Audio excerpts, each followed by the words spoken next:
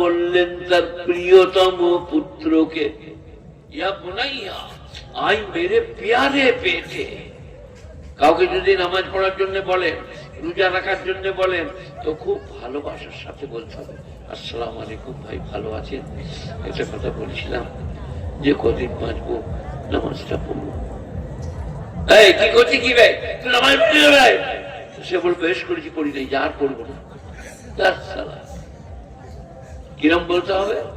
ইয়া বুনাইয়া লা তুশরিক বিল্লাহ। লোকমান আলাইহির রহমা, কেউ কেউ বলেছে আলাইহিস সালাম, তিনি তার পুত্রকে বলছে লা তুশরিক বিল্লাহ, আল্লাহর সঙ্গে কাউকে শরীক করো না। লা তুশরিক বিল্লাহ। শিরক হচ্ছে সব থেকে বড় পাপ।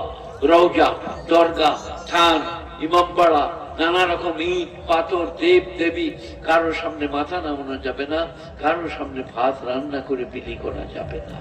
লা তুশরিক বিল্লাহ ইন্না শিরকা লাযুল মুনাদিম। শিরক হচ্ছে সব থেকে বড় পাপ। বুঝিয়ে দেবো, একটু বুঝাবো। একজনের স্ত্রী বুঝলেন হারিকেনটা ফেলে দিয়ে লেপটা পুড়িয়ে দিয়েছে। তারপর দিনে রাঁধতে গিয়ে খোলায় তেল দিয়েছে আর আগুন লেগে চালাটা পুড়ে গেছে। তার স্বামী বললে চিন্তা করো না, লেবার ডেকে এনে চালাটা করে নেবো, অ্যাডভেস্টারে করবো, আর তোমার যে লেপ পুড়ে গেছে আমি ধুনুরি ডাকছি, লেপ তৈরি করে দিয়ে যাবে। আর কিছু বলে না স্ত্রীকে। অর্ধাঙ্গিনী, প্রেয়সী, জীবন সঙ্গিনী, আহা কত ভালোবাসা। প্রস্রাব পায়খানা হলে স্ত্রী পরিষ্কার করে, মা বাপ পারবে না। মা বাপের গোটা শরীরের সব জায়গা দেখা সম্ভব নয়, স্ত্রী দেখতে পাবে। স্ত্রী লেপ পুড়িয়ে দিয়েছে, গড়িয়ে দিয়েছে, স্ত্রী চালায় আগুন লাগিয়ে দিয়েছে, ওই যে চালা কাল করে দেবো। কিন্তু কিন্তু স্ত্রী যদি তার গালটা কাউকে দেয় চুমা খেতে, স্ত্রী যদি কারোর সঙ্গে আদর আপ্যায়ন করে আর স্বামী দেখতে পায়, কোরবানির চুরি বার করে চুলগুলো ধরে থানায় হাতে, this is my wife sir, this is my wife, what we red for.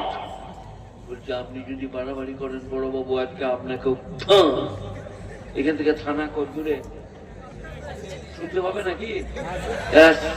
মহাফের হলো রে, বড় বাবুকে পার করে দিবে বলছি। আপনারা কিছু বুঝছেন আমার কথাটা? স্ত্রী যদি গন্ডগোল করে, মাথাটা কেটে থানায় হাজির আর বলছে sir, this is my wife, এটা আমার স্ত্রী, এই কাজ করেছে। আপনি যদি গোলমাল করেন, আজকে আমি আপনাকেও পার করে দেবো। যে স্ত্রীর বললে চালাক করে দেবো, হারিকেনে দেবো, যে স্ত্রীর লেপ গড়িয়ে দেবো, সেই স্ত্রী যদি ওই অন্যায়টা করে, এটা কি বুঝাতে চাইছি বলুন? আপনি বলুন কি বুঝাতে চাইছি? যত মাফ করবে করো, মাফ করে দেবো। শিরক করো, ইন্নাল্লাহ লা ইয়াগফিরু আন ইউশরিকা বিহি ওয়া ইয়াগফিরু মা দুনা যালিকা লিমান ইয়াশা। আল্লাহ শিরকের গুনাহ ছাড়া সব গুনাহ মাফ করে দেবে। একজন সাহাবা, হয় আবু দারদা নাহলে হযরতে ওমর। মায়েরা বোনেরা শুনুন, আবু দারদা নাহলে হযরত ওমর রাদিয়াল্লাহু আনহু বলছেন, ইয়া রাসূলুল্লাহ আমার গুনাহ মাফ হবে? বলে কি পাপ করেছো? বলে সঙ্গীন পাপ করেছি, আমার গুনাহ মাফ হবে? বলে কি করেছো বলো? বলে ইয়া রাসূলুল্লাহ আমি সফরে ছিলাম, আমি ঘরকে এলাম, আমাদের উঠোনে একটি ছোট্ট মেয়ে ছেলে খেলা করছিল। আমি বললাম এটি কাদের গো? বললে প্রতিবেশী আমাদের ঘরে খেলা করছে। তারপর আমার স্বামী বললে দারুণ দেখতে তো, খুব সুন্দর। তখন আমার স্ত্রী বলছেন, আমি মনে করলাম আমার স্বামীর ভালোবাসা জন্মে গেছে, তাই বললাম এটা আপনারই মেয়ে, আমি লুকিয়ে পরের ঘরে মানুষ করছি। সঙ্গে সঙ্গে আমার স্বামী এক হাতে কুদালি নিল, এক হাতে তার চুলের মুঠিটা ধরলো, ধরে মরুভূমিতে গেল, বালি খনন করে। বললো আব্বা কি করবেন? বললো তোকে বুঝবো। বললো আব্বা যান, সাধ্যের বাইরে কোনো চাপ দেবো না, আপনাকে বেইজ্জত করবো না, বাঁচতে দেন। নবী সাল্লাল্লাহু আলাইহি ওয়াসাল্লাম বললেন তুমি কি করলে? বলে স্যার চুলের মুঠিগুলো ধরে গর্তে ফেলে বালি চাপা দিয়ে দিলাম, আমার কি ক্ষমা হবে? আল্লাহ নবী বললেন, আহা, আল ইসলামু ইয়াহকুমু মা কানা ক্বাবলুহু, ইসলাম তার পূর্বের সব গুনাহ ক্ষমা করে দেয়। মুসলমান হয়ে গেলে একবার সবাই বলুন, লা ইলাহা ইল্লাল্লাহ মুহাম্মাদুর রাসূলুল্লাহ, লা ইলাহা ইল্লাল্লাহ মুহাম্মাদুর রাসূলুল্লাহ। আপনার সারা জীবনের যত পাপ সব মাপ, যে পাপই হোক, কারণ কলমা পড়লে আল ইসলাম ইয়াহকুমু মা কানা ক্বাবলুহু, ইসলাম তার পূর্বের সব অপরাধ ক্ষমা করে দেয়। সবাই নামাজ পড়বো ভাই ইনশাআল্লাহ। إذ قال لقمان لابنه وهو يعظه يا بني لا تشرك بالله, হে আমার প্রিয়তম পুত্র, তুমি আল্লাহর সঙ্গে শরীক করো না।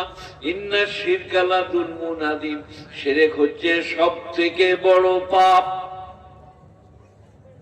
সবথেকে বড় পাপ শিরক করা।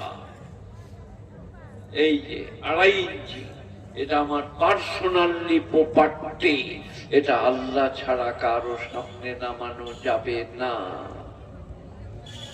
লা তুশরিক বিল্লাহ ইন্নাশ শিরকা লাযুলমুন আযীম, শিরক হচ্ছে সবথেকে বড় পাপ।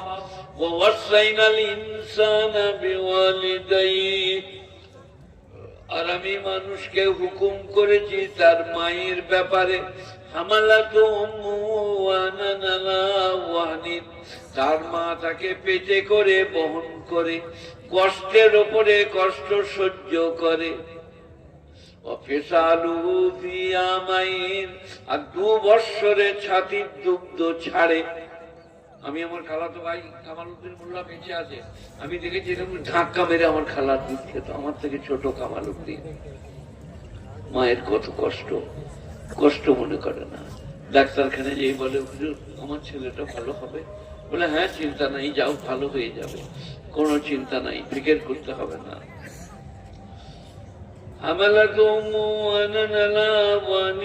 তার মা তাকে কষ্টের উপরে কষ্ট সহ্য করে মানুষ করে।